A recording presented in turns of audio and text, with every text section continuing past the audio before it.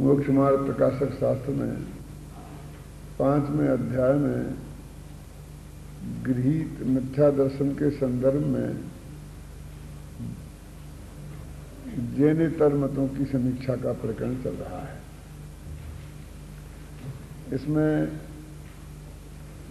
अंत में निष्कर्ष के रूप में उन्होंने एक बात कही, पेज नंबर 137 निकालो आप लोग मोक्ष मार्ग प्रकाशक पर। अन्य मतों से जैन मत की तुलना, ये हेडिंग है।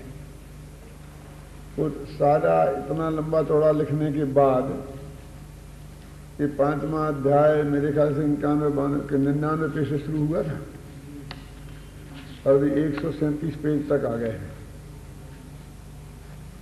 तो इतना करीब 40 पेज लिखने के बाद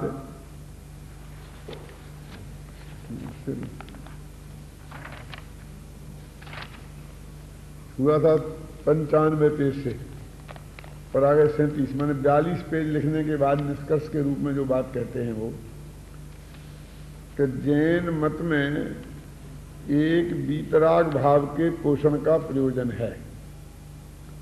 सो कथाओं में, लोकादिक के निरूपण में, आचरण में व तत्वों में जहां तहां वीतरागता की ही पुष्टि की है तथा अन्य मतों में सराग भाव के पोषण का प्रयोजन है। तो ये निष्कर्ष है, ये 42 पेज का निष्कर्ष ये है कि जैन दर्शन में वीतरागता का पोषण है और जैनेतर दर्शनों में राग को धर्म बताया गया है। देखो, ये कथाओं में और लोकादिक के निरूपण में, कथाओं में माने प्रथमानी योग में, लोकादिक के निरूपण में माने करुणानी योग में, आचरण में माने चरणानी योग में और तत्वों में माने द्रव्यानी योग में, है ना। इन 4 अनुयोग के सूचक 4 शब्द हैं कि इन चारों अनुयोगों में एकमात्र वीतरागता का ही पोषण है। पंचास्तिकाय में आता ना कि सब शास्त्र तात्पर्य, सारे शास्त्रों का एकमात्र तात्पर्य वीतरागता का पोषण है।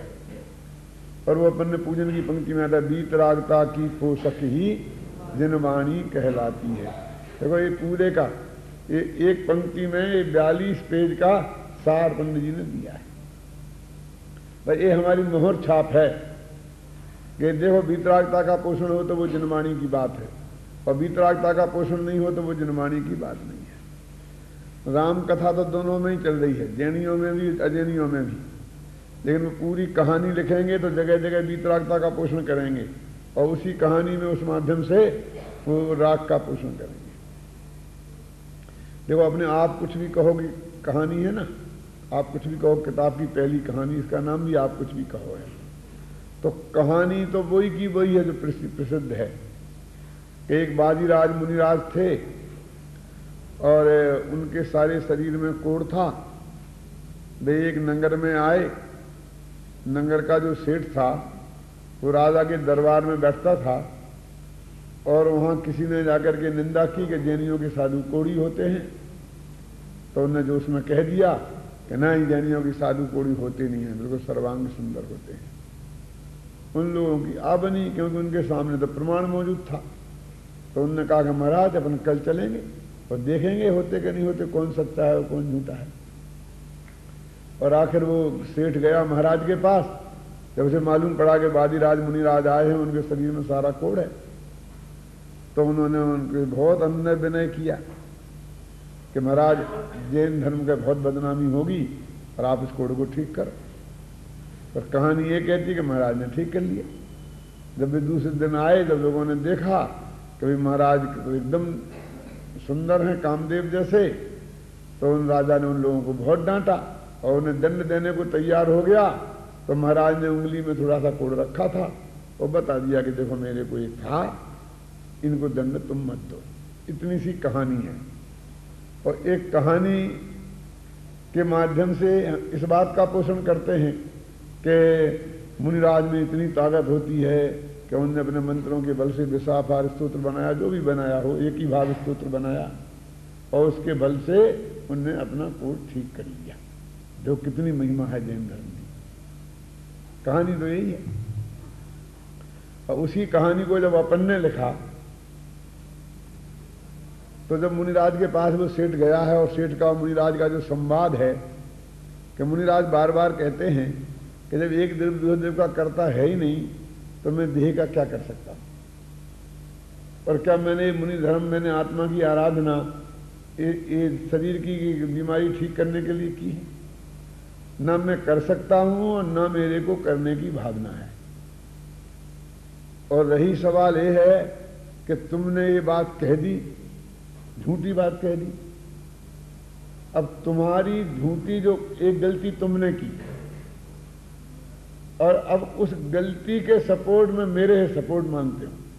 एक तो मेरे हाथ में वो सपोर्ट करना है ही नहीं, और कदाचित होता भी तो भी मैं एक ऐसा काम करता नहीं। तो उपाय क्या था मुनिराज की दृष्टि में कि तुम जाके माफी मांग लो कि साहब मैंने झूठ बोला था, कि साहब मुझे दंड मिलेगा, तो झूठ बोलने वाले को दंड मिलना ही चाहिए, उसमें क्या बात है। तो जो उचित दंड है वो दंड दो, भोगो, बस खत्म। बात तो एक ही न्याय की बात, लेकिन सारे जगत को नहीं नहीं धर्म की बदनामी हो जाएगी। तो धर्म की बदनामी काहे की? गलती तुमने, व्यक्ति ने गलती की है तो व्यक्ति बदनाम होगा, तो धर्म कैसे बदनाम हो जाएगा?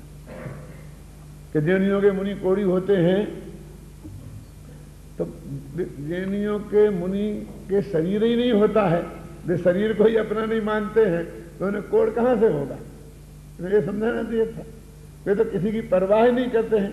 तुमने जैन धर्म को गलत रूप में प्रस्तुत किया, और यदि वही बात साबित हो जाए तो जैन धर्म की हत्या हो जाएगी। और साबित ये होना चाहिए कि जो जैसा है, जैन कोड से कोई संबंध नहीं है जैन धर्म का। एक छठवें गुणस्थान वाला कोड़ी हो सकता है और चौथे गुणस्थान वाला सर्वांग सुंदर भी हो सकता है, पहले वाला भी हो सकता है, उसमें क्या है? फैक्ट तो ये है ना, तो सत्य आना चाहिए सामने। तो उसी कहानी के माध्यम से वही सत्य अपन ने ऐसा प्रस्तुत किया। देखो कहानी तो एक ही है, कुछ नहीं बदला बिल्कुल। अब एक झगड़ा था वो उंगली वाला कोड, उसका क्या करें? तो उसने कहा देखो मैंने ठीक कर लिया है मंत्र से, और तुमको प्रमाण बताने के लिए कि था और मैंने ठीक किया है, ये रखा है जानबूझकर, और ये प्रमाण के रूप में प्रस्तुत किया, इसलिए उनको सजा नहीं दी जाए, क्योंकि उन निरपराधियों को सजा दी जा रही थी। अब इसका अपन क्या करें कहानी में? तो वो कहते हैं कि मैंने यदि किया होता, मेरे करने से कुछ होता तो मैं पूरा ही कर लेता ना। जितना होना था उतना हुआ, और इतना नहीं होना था तो नहीं हुआ। ये इस बात का प्रमाण है कि मैंने नहीं किया। कहानी का रुख बदल गया क्या? नहीं? तो ये फर्क पड़ता है कि वही चीज कहानी वही है सारा, लेकिन उससे निष्कर्ष बदल जाता है। ये देखिए कि सब अपने काल में ही मरते हैं, कोई किसी को मार नहीं सकता है। ये गीता में भी कहा कि आत्मा अजर अमर है, और समय सार में भी कहा, समय सार से निष्कर्ष निकालता है कि तुम मारने का विकल्प छोड़ के अपने आत्मा में चला जा, क्योंकि तेरा विकल्प निरर्थक है, तेरे विकल्प के अनुसार तो काम होता ही नहीं है। और गीता वाले कहते तेरे मारने से तो मरता ही नहीं, तुम मारने से क्यों डरता, तुम तो खूब मार। निष्कर्ष से निकाल दे। तो एक में राग का पोषण है और एक में वीतरागता का पोषण है। तो जैनागम में सारे धर्म का सार ये है कि जहां वीतरागता का पोषण हो उसका नाम जैन धर्म है क्या, और जहां राग का पोषण हो उसका नाम जैनेतर है। टोडरमल जी ने निष्कर्ष के रूप में इस बात को प्रस्तुत किया है ना। टोडरमल जी ने किस बात को, कि इस वीतरागता की, जैन धर्म की वीतरागता की बात कैसी है? देखो मैं निकाल के बताता हूँ, कितना 8वें 7वें अध्याय में होगा, लेकिन मैंने इसमें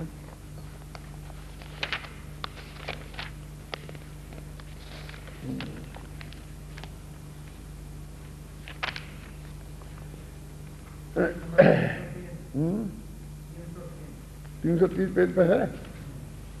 देखो वैसे भूमिका में भी लिखा है, मैंने पढ़ के बता देता हूं। इसलिए बहुत क्या कहें, जिस प्रकार से रागादि मिटाने का श्रद्धान हो वही श्रद्धान सम्यक दर्शन है।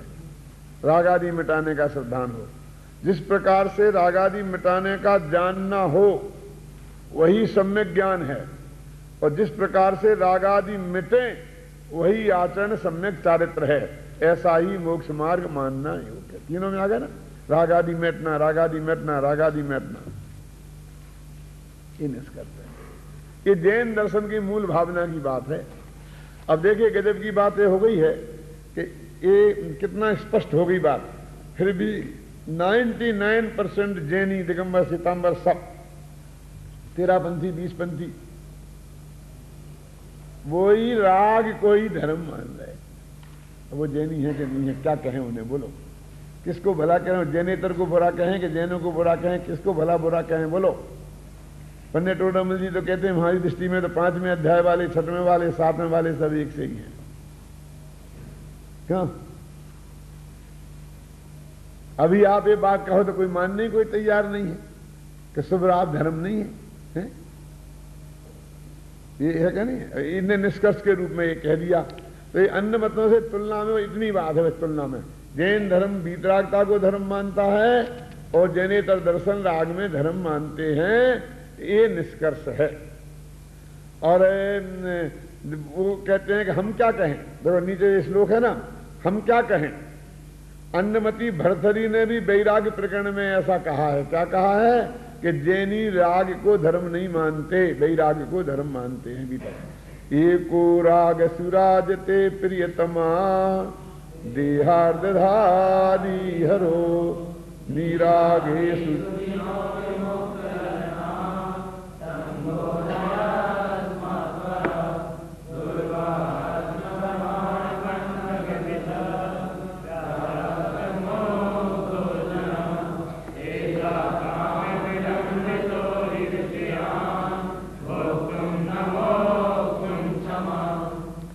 देखो नीचे इसका अर्थ लिखा है टिप्पणी में, रागी पुरुषों में तो एक महादेव शोभित होते हैं जिसने अपनी प्रीतमा पार्वती को आधे शरीर में धारण कर रखा है, और वीतरागियों में जिनदेव शोभित हैं जिनके समान स्त्रियों का संग छोड़ने वाला कोई दूसरा नहीं है। शेष लोग तो दुर्विनार कामदेव के बाण रूपी सर्पों के विष से मूर्छित हुए हैं, जो काम की विडंबना से ना तो विषयों को भली भांति भोग ही सकते हैं और ना छोड़ ही सकते हैं। कहने का अर्थ है कि महादेव रागियों में श्रेष्ठ और जिनदेव वीतरागियों में श्रेष्ठ। अब ये कहते हैं देखो यहां सरागियों में महादेव को प्रधान कहा और वीतरागियों में जिनदेव को प्रधान कहा। ये नहीं, ये तो जैनेतर भी इस बात को कहते हैं। मतलब कोई इतनी बड़ी बात नहीं है कि विद्युतता का काम हो, वो कहते पंडित जी कि हमने निकाला है निष्कर्ष तो बहुत हाथ पे रखे हुए आंवले जैसा निष्कर्ष है। तो एक ये बात हो गई। और अपनों ने जैन धर्म की प्राचीनता सिद्ध करने के लिए, क्योंकि लोग ऐसा मानते हैं कि ये तो मेरे को बाद का धर्म है, महावीर के जमाने का है, तो उन्होंने जैनेतर दर्शनों के उदाहरण दे करके ये सिद्ध किया है कि यह प्राचीनतम दर्शन है भारत का। और यहां तक जो अपनों ने कल देखे थे कई, तब सबसे पेज नंबर 139 पर देखो, हनुमान नाटक उनके यहाँ एक ग्रंथ है, जैसे अपना समय सार नाटक है ना, हनुमान नाटक है, उसमें एक श्लोक है कि यम सेवा समुपासते शिव इति ब्रह्मेति वेदांतिना।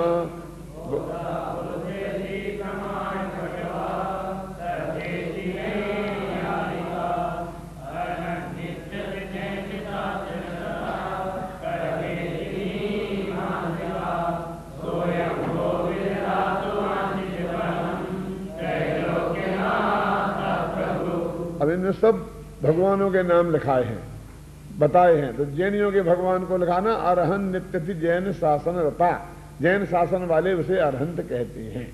इसका मतलब है कि जैन शासन उस वक्त विद्यमान था, अभी अपने भगवान को अरहंत कहते थे। ऐसा हनुमान नाटक जब लिखा गया, वो हनुमान नाटक वाले इसको मानते। ऐसे सारे ग्रंथों के देखो कहाँ दिए हुए हैं, तो एक एक आपको पढ़ लेना।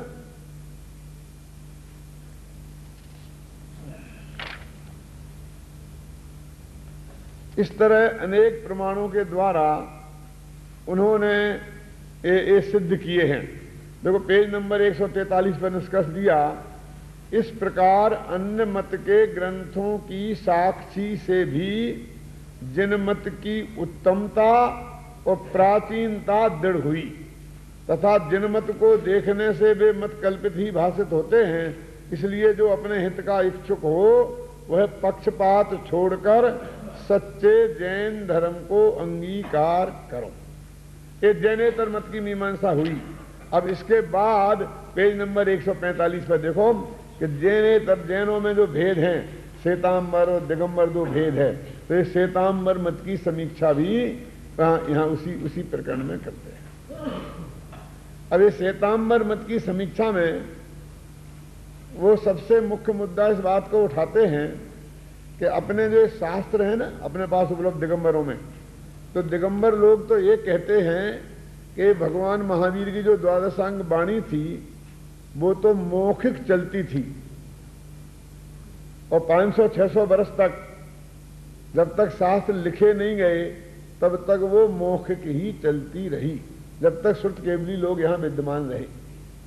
जब बाद में ये परिस्थिति देखी कि द्वादशांग श्रुत तो कोई श्रुत केवली नहीं रहा, मतलब वो तो विच्छिन्न हो गया, और फिर भी मुख्य बातें कुछ आचार्यों को याद थी, ख्याल में थी, और उन्होंने देखा कि यदि अभी नहीं लिखित होगा तो बाद में ये भी चला जाएगा।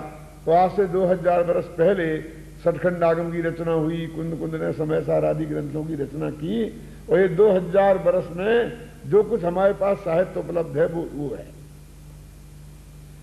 श्वेतांबर लोग ये कहते हैं कि हमारे पास जो गणधर देव ने द्वादशांग गूंथे थे वो है, ये बात वो ये कहते हैं। आचारांग सूत्र कृतांग ऐसे जो है थे ना, अब उनके पास जो ग्रंथ हैं और वो कहते हैं कि गणधर देव गौतम स्वामी के बनाए हुए हैं। अब ऐसा कहने से साधारण लोग तो ये समझते हैं कि देखो उनके पास तो असली चीज है और इनके पास तो 500-600 वर्ष तक तो कुछ था ही नहीं, और बाद में इनके जो छदमस्त आचार्य हैं साधारण बिल्कुल उन आचार्यों के लिखे हुए हैं, इसलिए वो ज्यादा प्रमाणिक हैं ऐसा जगत को लगे। इसलिए वो कहते हैं कि गणधर देव के बनाए हुए वो ग्रंथ हमारे पास मौजूद है। पंडित टोडरमल जी कहते हैं और बाकी सभी दिगंबर कहते हैं कि ये बात बिल्कुल काल्पनिक है, क्योंकि 600 वर्ष तक तो कुछ लिखा ही नहीं गया था, गणधर ने तो कुछ लिखा ही नहीं था। जो गूंथे है ना गणधर गूंथे द्वादशांग, वो गूंथे माने तो व्यवस्थित किए हुए मौख के ही व्यवस्थित हुए थे, और लिखे भी हो तो वे उपलब्ध नहीं है।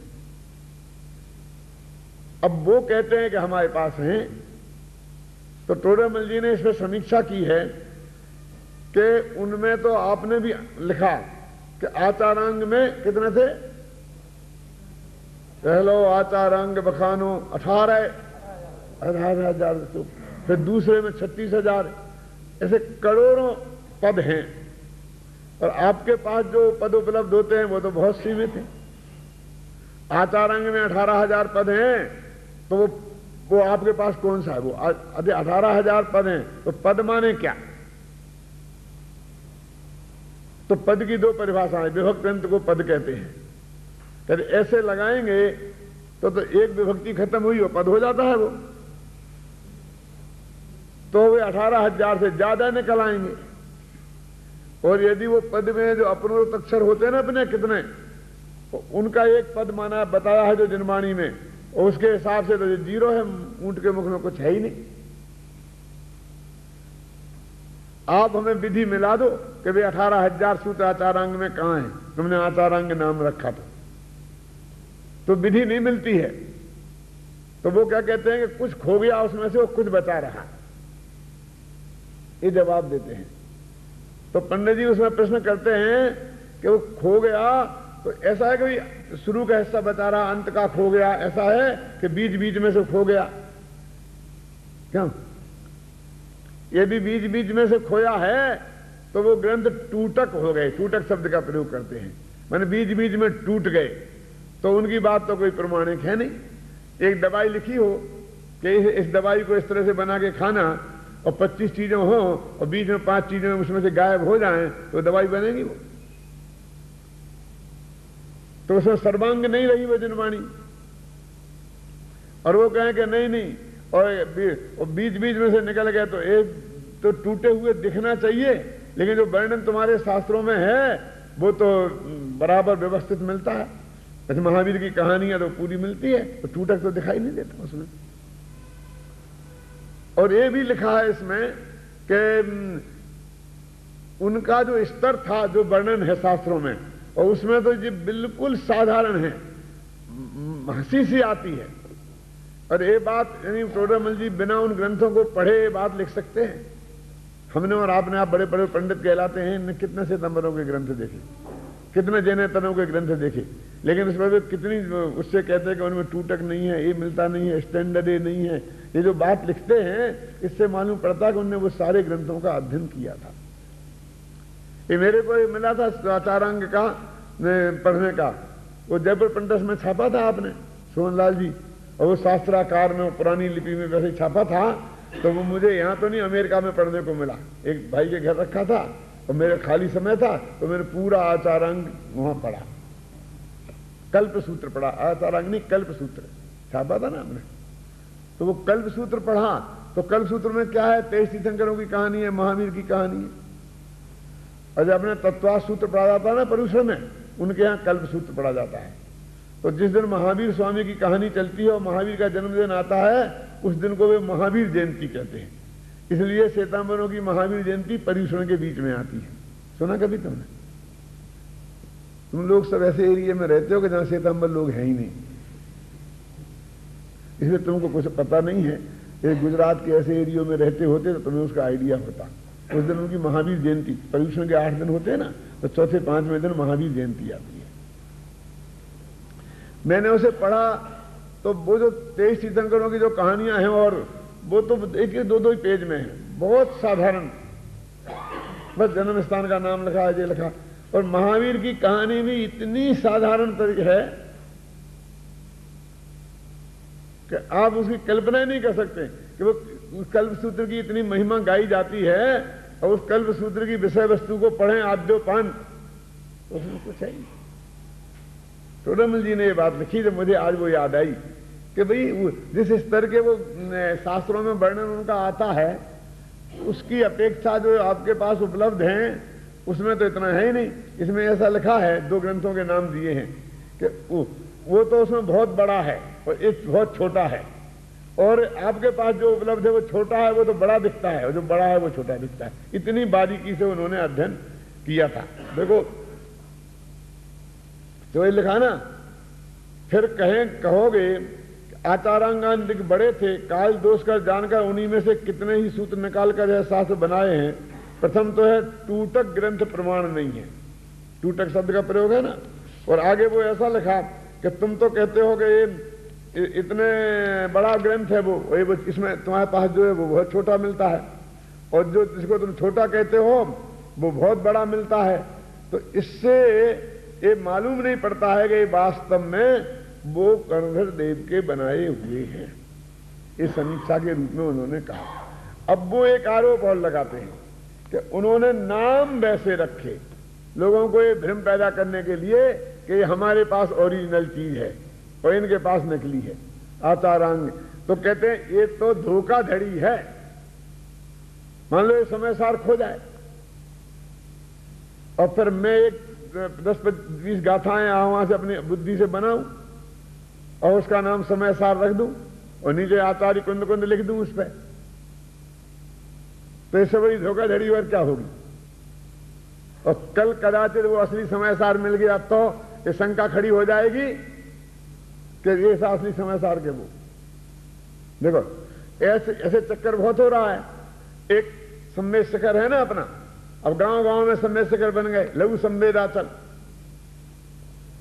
खानिया को बोलते हैं नहीं, लघु संवेदाचल ऐसे लोगों ने बना दिए, नाम रख दिए। अब कल भविष्य में धीरे धीरे फिर ये है संवेद शिखर के वो, राजस्थान वाले कहने लगे संवेद शिखर तो राजस्थान में था। अब ये किताब निकली थी कि भगवान पासनाथ का समोसा वो जो कौन सा था तीरथ, वो तो बिजोलिया में है तीरथ। यहां जन्म हुआ, ऐसा मतलब ऐसे हम उसके नाम को रख देते हैं ना, और फिर नाम से बहुत दिनों बाद में सौरीपुर का झगड़ा चलता है ना कि आगरा के पास वाला सौरीपुर है तो वो गुजरात वाला सौरीपुर है, नेमिनाथ की जन्मभूमि। क्योंकि जो प्रसिद्ध चीजें हो जाती हैं उनके नाम पर गांव गांव में पहाड़ियों के नाम रख दिए जाते हैं, गांव के नाम रख दिए जाते हैं, बच्चों के नाम रख दिए जाते हैं। कुंद कुंद के साथ ऐसा हुआ, आचार्यों ने अपने नाम कुंद कुंद रख लिए, भट्टारकों ने 10-20 कुंद कुंद हो गए, और उन्होंने कोई किताब लिख दी कुंद कुंद रचित। इसी तरह के चक्कर उसके बारे में कहा जाता है, वो है ना दर्शन पाठ क्या है, एक रहन सार के बारे में ऐसे चक्कर है, क्योंकि वो स्तर है नहीं जो कुंद कुंद के ग्रंथों का है। जो बड़े अच्छे लोकप्रिय नाम हो जाते हैं ना, जैसे महावीर, गांव गांव में महावीर हैं, गांव गांव में पासनाथ में, दक्षिण भारत में जाओ तो नैमिनाथ पासनाथ बहुत मिलेंगे, आदिनाथ मिलेंगे कि नहीं मिलेंगे, मित्रों में इधर भी मिल जाएंगे, शिखर जी के आसपास जो है ना सराग जाति, उनमें भी बहुत मिलते हैं। तो इस तरीके से बहुत बात हुई। पंडित जी कहते हैं ये तो और भ्रम पैदा करने वाला है, और बिल्कुल उसकी प्रमाणिकता, जो आदमी इतना ही प्रमाणिक नहीं है कि जो अपनी चीज अपन ने लिखी है और दूसरे के नाम पर उसे चला दे, तो फिर उसकी जो बात लिखी है वो कितनी प्रमाणिक होगी, ये उन्होंने इसमें कहा। दूसरी बात कि वो श्वेतांबर मत में ये मानते हैं कि जैन धर्म में जो साधु का वेश है ना उससे भी मोक्ष होता है, और जैनेतर मत के जो साधु हैं उनको भी मोक्ष हो जाता है, अन्य लिंग से मुक्ति से बोलते हैं, लेकिन मैंने भेद। तो उसको भी पंडित जी ने कहा कि फिर मतलब क्या रहा उसका, उसको भी उन्होंने सिद्ध किया। तो इस गृहस्थ मुक्ति, तो स्त्री मुक्ति, ये जो निषेध की सारी चर्चा बहुत छोटे छोटे में, शूद्र मुक्ति, ये जो सब श्वेतांबर लोग मानते हैं, और उसका पंडित जी ने यहां पर युक्तियों से दे करके निषेध किया। और अंत में उन्होंने ये कहा कि ये जैसे कि बंटवारा हुआ हो ना दिगंबर श्वेतांबर का, तो अधिकतम लोग हमारे पास आ जाएं, इसलिए किन चीजों से आ सकते हैं, जैसे कि आज की राजनीतिक पार्टियां लोकप्रिय नारे लगाते हैं ना, महिलाओं को 30% आरक्षण हम देने को तैयार हैं, देना किसी को नहीं है, लेकिन हम देने को तैयार हैं महिलाओं का वोट लेने के लिए, और शूद्रों के वोट लेने के लिए शूद्रों को आरक्षण, जाटों के वोट लेने के लिए जाटों को आरक्षण। क्यों? इनका बस चले तो 100% में से 200% आरक्षण कर दे मेरी। तो वो पंडित जी कहते हैं कि ऐसे महिलाएं अपने तरफ हो जाए, स्त्री मुक्ति, देखो हम तुम्हारी स्त्रियों को भी मुक्ति देने का अधिकार तक दे दिया, देना लेना तो कुछ है नहीं। पंचम काल में ना पुरुष को होती है ना स्त्री को होती है मुक्ति, तो किसको क्या देना है, किसको क्या लेना है? लेकिन स्त्रियां खुश, तो वो हमारे पक्ष में आ जाए, समझ में ना कि नहीं, शूद्रों को मुक्ति तो शूद्र हमारे पक्ष में आ जाए, गृहस्थों को मुक्ति, तो गृहस्थ भी जो साधु नहीं हो सकते हैं, यदि गृहस्थ में ही मुक्ति होती है तो साधु बनने की जरूरत ही क्या है? तो कहते ऐसे लोकप्रियता का काम ऐसे किया गया है, ऐसा पंडित जी ने इन्होंने संक्षेप में इस बात को कहा। तो एक बात और है, जो अछेड़ा, अछेड़ा जानते हैं ना, अछेड़ा शब्द है अछेड़ा, कि कुछ ऐसी बातें हैं कि जिनको तुम छेड़ो मत। छेड़ो मत माने उसके बारे में प्रश्न मत उठाओ। जैसे भगवान महावीर का जीव ब्राह्मणी की कूख में आया था, फिर वहां से लेकर के तसला के कूख में स्थापित किया गया, तो ऐसा कैसे हुआ कि तुम छेड़ो मत, बस खत्म हुआ, इसमें बहस मत करो, उसको वो छेड़ा बोलते हैं।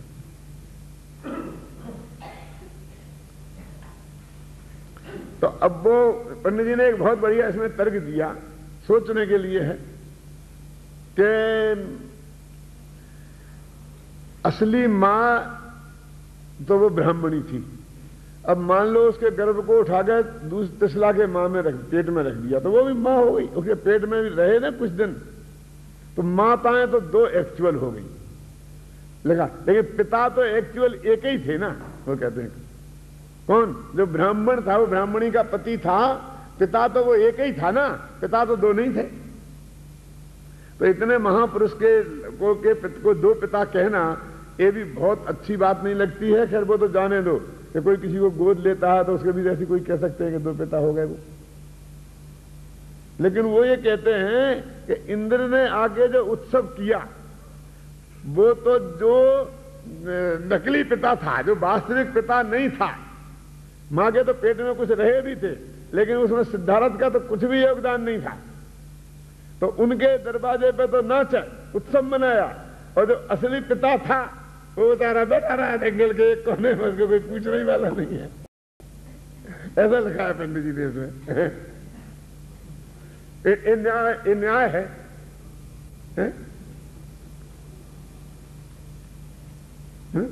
देखो इसमें लिखा ना कि वर्धमान जिन कुछ काल ब्राह्मणी के गर्भ में रहे, फिर क्षत्रियाणी के गर्भ में बढ़े, ऐसा कहते हैं। सो किसी का गर्भ किसी के रख देना प्रत्यक्ष भाषित नहीं होता, अनुमानादिक में नहीं आता। तो तीर्थंकर के हुआ कहें सो गर्भ कल्याणक किसी के घर हुआ, जन्म कल्याणक किसी के घर हुआ। गर्भ कल्याणक तो वहां ब्राह्मणी के घर हुआ होगा ना, तब तो आए नहीं थे ना इनके यहां। और उसके 6 महीने पहले रत्नों की वर्षा होती है, वो किसके घर हुई होगी? कुछ रत्न वृष्टि किसी के घर हुए, कुछ दिन किसी के घर हुए, 16 स्वप्न किसी को आए, पुत्र किसी को हुआ, इत्यादि असंभव भाषित होता है। तथा माताएं तो 2 हुई और पिता तो एक ब्राह्मण ही रहा। जन्म कल्याणादिक में उसका सम्मान नहीं किया और अन्य कल्पित पिता का सम्मान किया। इस प्रकार तीर्थंकर के 2 पिता कहना महाविपरीत भाषित होता है। सर्वोत्कृष्ट पद धारक के लिए ऐसे वचन सुनना भी योग्य नहीं है। अब आजकल ये चल रहा है ना, जो वो गर्भ का क्या करते थे ना,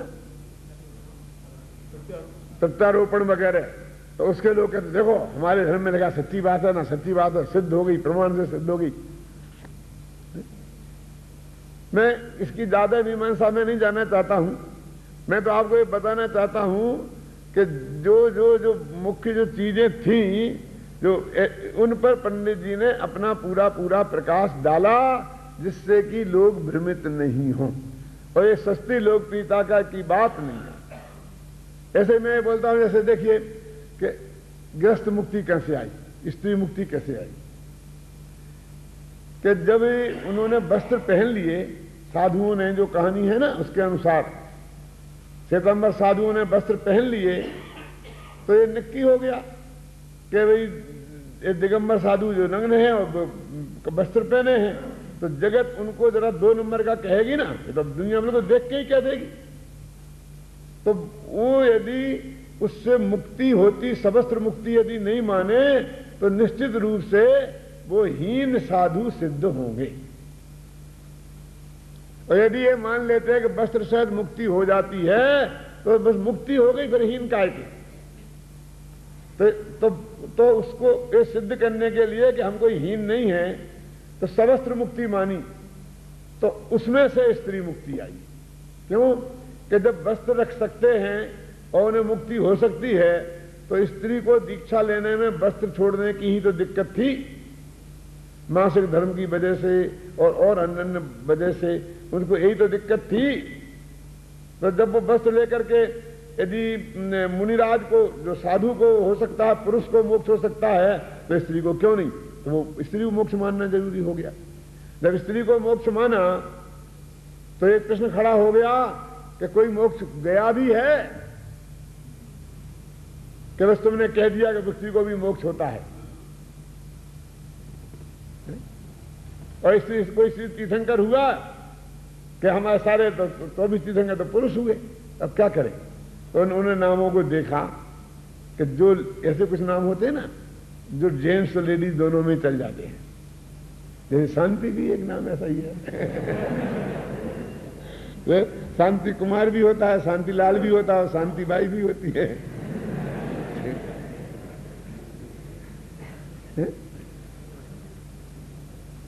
तो शांति को भी वो महिला बना सकते थे, लेकिन भाग्य से वे चक्रवर्ती थे।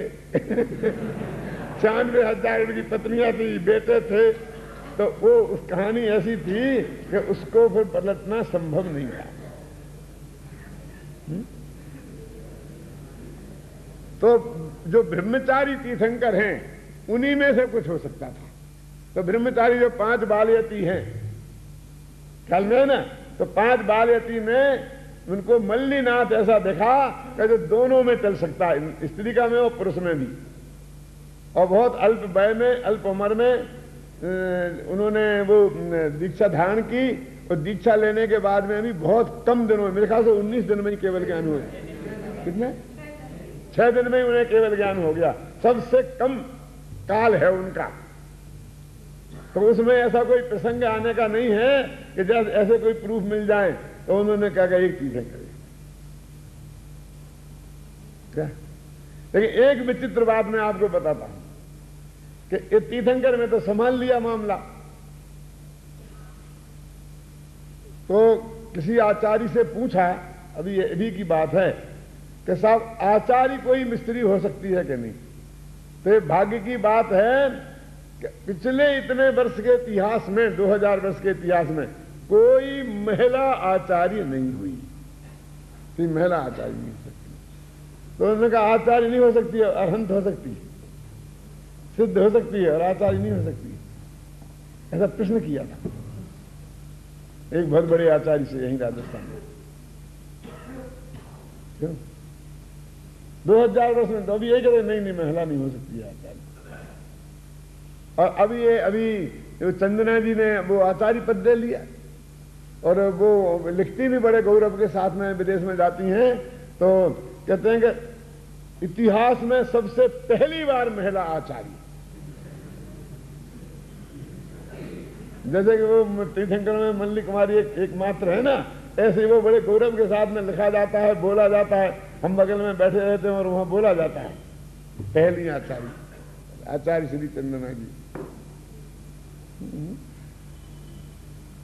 कोई आलोचना की बात नहीं है, लेकिन जो वस्तु की स्थिति है इतिहास में, वो थोड़ी सी जानकारी के लिए मैंने आपसे ये बात कही। अब मैं आगे बढ़ता हूं कि इस तरीके से अब फिर वो स्त्री मुक्ति आई ना, सवस्त्र मुक्ति से। जब स्त्री मुक्ति आ गई तो गृहस्थ मुक्ति आ गई। फिर गृहस्थ में बेचारे क्या गलती की है?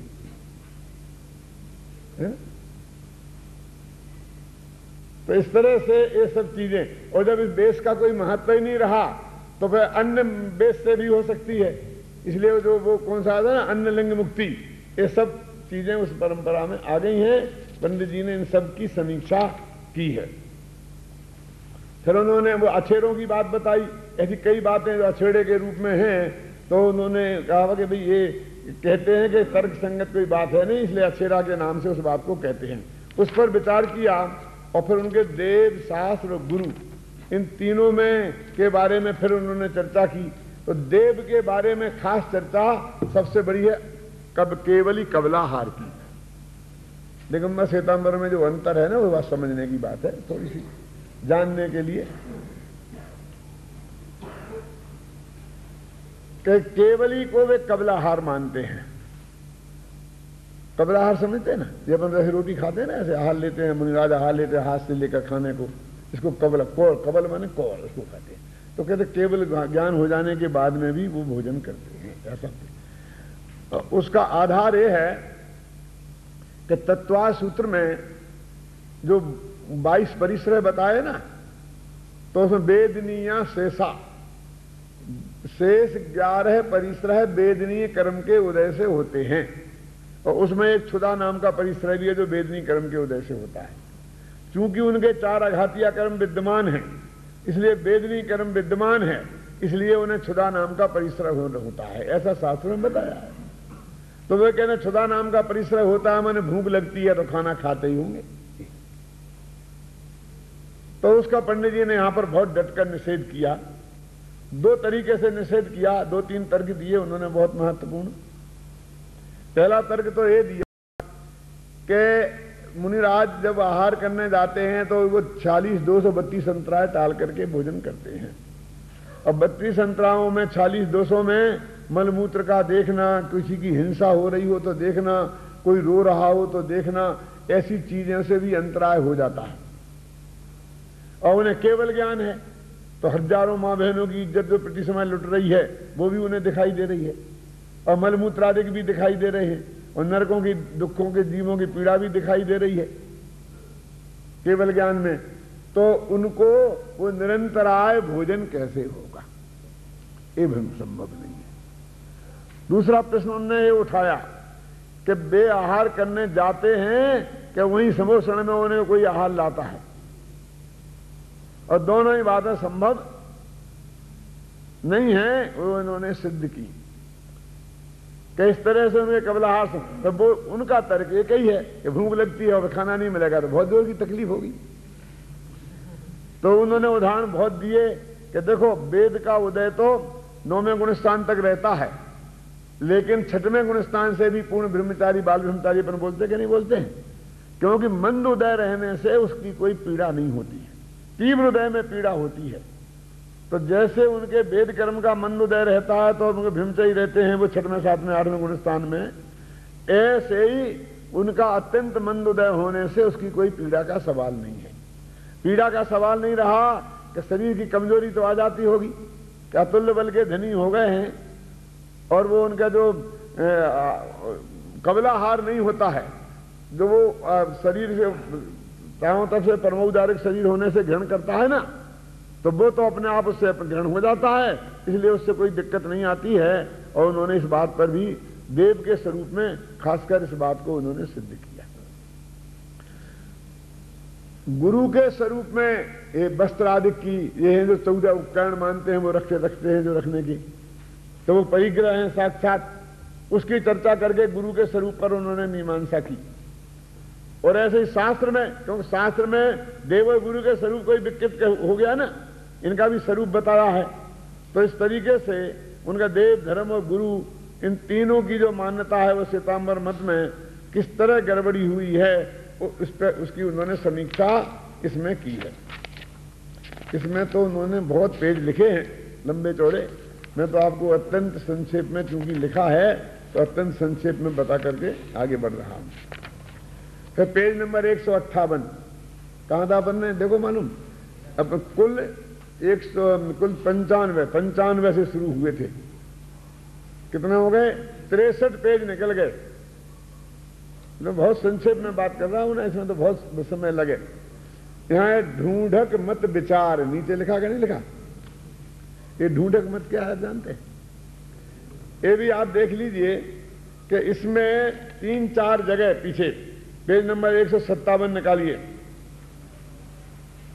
ये जो बोल टाइप में है ना नीचे, इसलिए सम्यक श्रद्धान का स्वरूप यह नहीं है, सच्चा स्वरूप है उसका वर्णन आगे करेंगे, लिखा ना सम्मत के बारे में, उसी के नीचे, इसलिए यह स्वरूप सही नहीं है, सच्चा स्वरूप आगे कहेंगे किसका है, सम्यक ज्ञान का, सो जानना।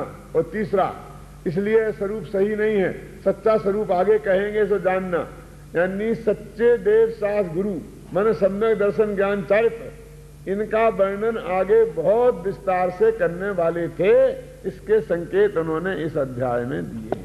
यहां तो ये बताया कि उनकी जो श्वेतांबरों की मान्यता है वो सही नहीं है, और दिगंबरों की सही मान्यता क्या है उसको तो वे लिख ही नहीं पाए, आगे लिखने की बात कही थी। अरे ढूंढक मतलब है स्थानकवासी संप्रदाय, ये मुहे पत्ती लगाते ना, तो 2 प्रकार की मुहे पत्ती होती है, आप जानते हो तो। एक तो ऐसी होती है कि अकेला डोरा ऊपर लगा रहता है और नीचे से खुला रहता है, और वो जरा ऐसी लंबी होती है, ऐसा लगा लिया, डोरा ऐसा लगा होता है बीच में, ऐसा ऐसे होता है। और एक ऐसी होती है जिसमें नीचे भी डोरा होता है, ऊपर भी डोरा होता है, ऐसी चौड़ी ज्यादा होती है, वो ऐसे लग जाती है।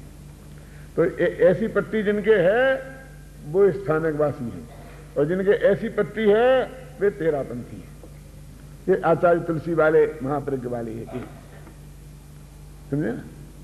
तो उस वक्त ये तो थे ही नहीं, और हुआ होंगे तो जन्म हुआ होगा, इतने जोर में नहीं थे, लेकिन स्थानकवासी 250 वर्ष पहले हो चुके थे, इसलिए ढूंढक मत उनके लिए उन्होंने, ये ढूंढिया बोलते हैं ना जो आजकल खासकर राजस्थान में बोलते हैं, तो स्थानकवासी संप्रदाय वाले जो हैं वो उनके मत के बारे में विचार किया।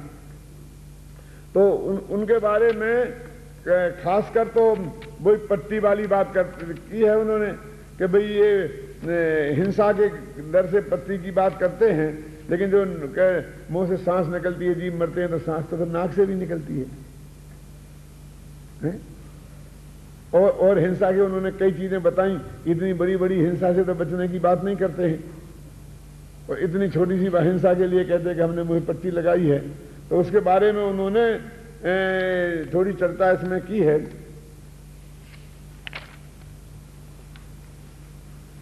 वो मूर्ति पूजा को भी नहीं मानते हैं जो मुझे पट्टी वाले होते हैं ना, तो मूर्ति पूजा के बारे में भी उन्होंने चर्चा की है कि मूर्ति पूजा वास्तव में स्थापना अंग है। इस प्रकार से इन्होंने पेज नंबर 167,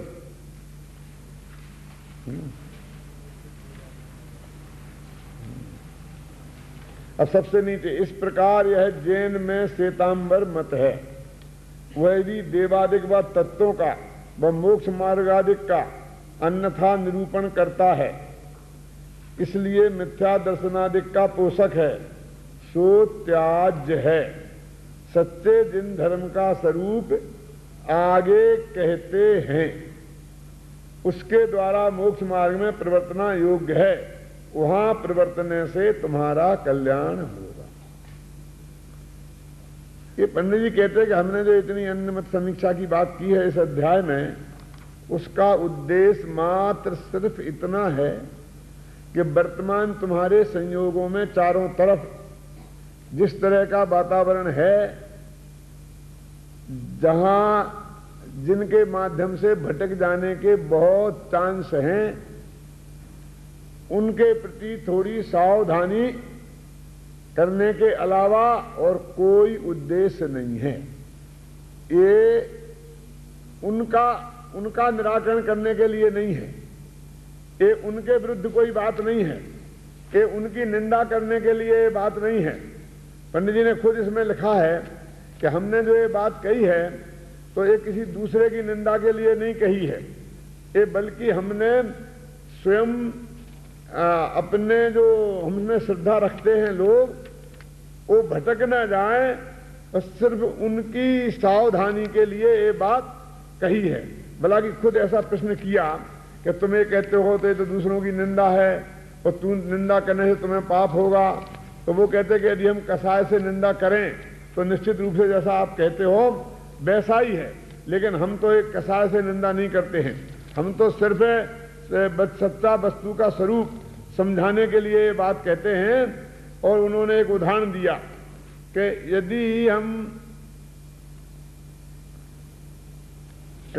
शराब का निषेध करें और उससे कलाल को दुख हो तो हम क्या करें? इसमें है ना, कौन से पेज पे मालूम आपको? यदि हम वेश्या का निषेध करें, वेश्यावृत्ति का, तो उससे वेश्या को दुख हो तो उसके लिए हम क्या करें? 7 व्यसनों का हम निषेध करें और 7 व्यसनों के सेवन करने वाला, 7 व्यसनों का धंधा करने वाले लोगों को यदि दुख हो तो उसके लिए हम क्या कर सकते हैं? 138 पेज पे है, तो निकालो भाई 138 पेज, बहुत अच्छा।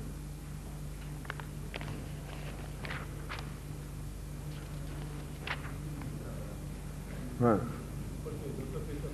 हाँ, तथा वह कहते हैं कि यह तो सच है, परंतु अन्य मत की निंदा करने से अन्यमती दुखी होंगे, विरोध उत्पन्न होगा, इसलिए निंदा किस लिए करें? पंडित जी कहते हैं तुम निंदा कर रहे जी। इस तरह की जो अपने चर्चा की है, इसको सारा लोग निंदा के अर्थ में ही देखता है ना। वहां कहते हैं कि हम कसाय से निंदा करें और औरों को दुख उपजाएं तो हम पापी ही हैं। जो कितनी दृढ़ता से कहा।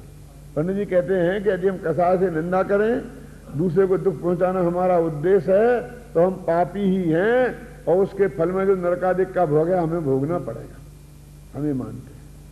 कितना स्पष्ट। इससे एक बात और समझ लेना कि जब भी हमारे मुख से ऐसी कोई बात निकले तो अंदर में नापना कि किसी के प्रति द्वेष के कारण तो नहीं निकल रही है। यदि निकल रही है तो हम पापी ही हैं पंडित जी के हिसाब से। और उसका फल अपन को भोगना पड़ेगा। है? परंतु अन्य मत के श्रद्धानादिक से जीवों के अतत्व श्रद्धान दृढ़ हो, जिससे संसार में जीव दुखी होंगे, इसलिए करुणा भाव से यथार्थ निरूपण किया है। हमने तो अत्यंत करुणा करके सच्ची बात कही है, किसी का दिल दुखाने के लिए कोई बात नहीं कही है। कोई बिना दोष दुख पाता हो और विरोध उत्पन्न करे तो हम क्या करें, ये कहते हैं। वो दुखी हो, फिर हम समझे कि हमने उसका विरोध किया, हमसे दुख पाए। जैसे मदरा की निंदा करने से कलाल दुखी हो, लिखा ना, कुशील की निंदा करने से बेस्या दुख पाए, और खोटा खरा पहचानने की परीक्षा बतलाने से ठग दुखी हो, तो क्या करें। इसी प्रकार यदि पापियों के भय से धर्मोपदेश ना दें तो जीवों का भला कैसे होगा। ऐसा तो कोई उपदेश है नहीं जिससे सभी चैन पाएं, तथा वे विरोध उत्पन्न करते हैं, तो विरोध तो परस्पर करें तो होता है, परंतु हम लड़ेंगे नहीं तो वे आप ही उपशांत हो जाएंगे, हमें तो अपने परिणामों का फल होगा। पंडित जी ने रास्ता बताया। अकेला यही नहीं कि हमारी भी स्थिति यही है, हर एक धर्मात्मा की स्थिति ये होनी चाहिए। क्योंकि यदि कहते हैं कि यदि उन्हें तकलीफ होती है थोड़ी, तो दुनिया में ऐसा तो कोई उपदेश नहीं है किसी न किसी के विरुद्ध नहीं पड़ता है ना। ये सच्चे तत्व की चर्चा नहीं करें। मान लो कि ऐसे मुनि धर्म का स्वरूप बताएं और कोई ये समझे कि हमारी निंदा है, तो कहते हम तो उसकी निंदा के। सचमुच यदि हमारे मन में किसी की निंदा का भाव हो और इसलिए हम मुनि धर्म की चर्चा कर रहे हो, तो हम पापी ही हैं, ऐसा समझ लेना। लेकिन सम्यक दर्शन की ये पहली शर्त है सच्चे देव शास्त्र गुरु की श्रद्धा, और उनका स्वरूप जाने बिना सम्यक दर्शन ही नहीं होगा। और हमें सम्यक दर्शन की प्राप्ति करना है तो शास्त्र में सम्यक दर्शन का निरूपण करें कि नहीं करें, और जो शास्त्रों में है उसका स्वाध्याय करें कि नहीं करें, और के बीच में वो अंश छोड़ दें। मोक्ष मार्ग प्रकाशक पढ़ें तो 5वां अध्याय बीच में से छोड़ दें, कि 6वां छोड़ दें, कि 7वां छोड़ दें। बोलो, मैं एक बात आपसे कहता हूं बहुत मार्मिक, कि बाबू भाई थे ना, तो वो बहुत शुद्ध सात्विक आचरण वाले थे, और वो जैसे रात्रि में सिर में बाम भी नहीं लगाते थे। तो उनमें रात्रि में सिर में बाम नहीं लगाने से, अकेले एक बाम नहीं लगाने के दम पे सारे देश को जीत लिया। बाबू भाई वो तो रात को बाम भी नहीं लगाता, बाम भी नहीं, वो बाम भी नहीं लगाता। इतना उसका जोर शोर हुआ कि सारा देश, वो तो बहुत त्यागी तपस्वी है, त्यागी तपस्वी, वो बाम नहीं लगाने से सारा देश। अब वो एक भजन गाते थे और नाचते थे, तो भजन ये गाते थे, मारा परम दिगंबर मुनिवर आया, ऐसे गाते थे, बे मुनिवर कभी मिले हैं उपकारी, नगन निगंबर तन, ऐसा भूषण अंबर धारी। और उसमें बहुत बहुत बातें आती थी मुनियों के सच्चे स्वरूप की। तो उससे भी बहुत लोकप्रियता हुई कि वो तो मुनियों के ऐसे भगत हैं, इतनी भक्ति गाते हैं, नाचते हैं मुनियों के स्वरूप में। तो धीरे धीरे कुछ लोगों को मालूम पड़ा कि ये तो बहुत लोकप्रिय होते जा रहे हैं। तो वो जो स्थिति उनको गांव गांव में उनके प्रवेश का कारण बनी थी, तो उन्होंने कहा कि देखो ये जो स्थिति इसलिए बोलते हैं कि जनता को मालूम पड़ जाए कि मुनियों का सच्चू स्वरूप कैसा होता है, और जिससे फिर वो जनता हमें मुनि नहीं माने, इसके लिए ये बोलते हैं। बोलो, और उसी को बोलने से वो निंदा होना शुरू हो गई। वही स्थिति जो प्रशंसा का कारण थी वही निंदा का कारण बन गई। उसमें आता था कि वो बनवासी मुनिराज, तो बनवासी मुनिराज कहें कि वो बनवासी कह के ये कहना चाहते हैं कि हम बनवासी नहीं है ना, और हम नगर में रह रहे हैं, मकानों में रह रहे हैं, तो हम सच्चे मुनि नहीं हैं। ये लोगों को बताने के लिए बार बार बनवासी कहते हैं। बोला, अब वो भूधरदास जी की जो 200 वर्ष पुरानी बनी गुरु स्थिति है, वो बोलना मुश्किल हो गया। तो उसमें तो वही वर्णन लिखा ना कि वो कैसे हैं, ऐसा करते हैं, वो सारा वर्णन उनका स्वरूप लिखा हुआ है। तब क्या करें, तो पंडित जी कहते हैं कि हम क्या करें, हम अपने मन को देखें कि यदि सचमुच हम इसलिए वो गुरु की स्थिति बोल रहे हैं कि हमें वर्तमान मुनियों की निंदा करनी है, तो निश्चित रूप से हम वो स्थिति बोलते हुए भी पापी हैं। और यदि मुनिराजों के प्रति सच्ची हृदय में हमारी भक्ति है और उनके स्वरूप के लिए हम बोल रहे हैं, तो वो हमें साथी से पुण्य बंध का कारण है। ऐसा है। तो पंडित जी कह रहे देखो भाई, वो जगत के बुरा मानने के भय से एक रास्ता बंद तो किया नहीं जा सकता है, क्योंकि बंद करेंगे तो मोक्ष मार्ग का ही लोप हो जाएगा। तो आप कह रहे झगड़ा होगा, फिर नहीं करोगे बंद तो गांव गांव में झगड़ा होगा। तो पंडित जी ने कितना बढ़िया जवाब दिया कि झगड़ा कैसे होगा, नहीं होगा झगड़ा। कि झगड़ा कैसे नहीं होगा, कि लड़ाई तो दो तरफ से लड़ते हैं तब होती है ना। तो वो सामने वाला लड़ेगा तो हम लड़ेंगे नहीं, तो झगड़ा कैसे होगा। अब स्वाध्याय करना बंद करेंगे नहीं, तब तो चर्चा करना बंद करेंगे नहीं और लड़ेंगे भी नहीं, ऐसे शांति रहेगी कि नहीं। वो एक तरफा भी होगी, अब इस तरफा होगी तो भोगेंगे, लेकिन उपाय कोई दूसरा नहीं है। तो वो अन्न मत की समीक्षा करते वक्त कितने पवित्र हृदय से उन्होंने ये बात लिखी और कही, और अपने अंदर से उनने झांक के देखा।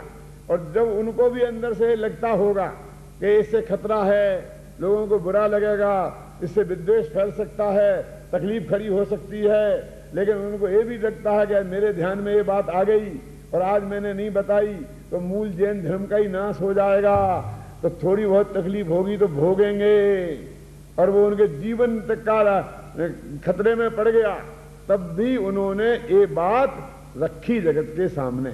हमारे ऊपर कितना अनंत उपकार उनका है कि उन्होंने इस कीमत पर भी ये बात रखकर हमारे सामने प्रस्तुत की, और हम यदि उसका लाभ नहीं लें तो हम जैसे अभागे कोई दुनिया में दूसरे हो नहीं सकते।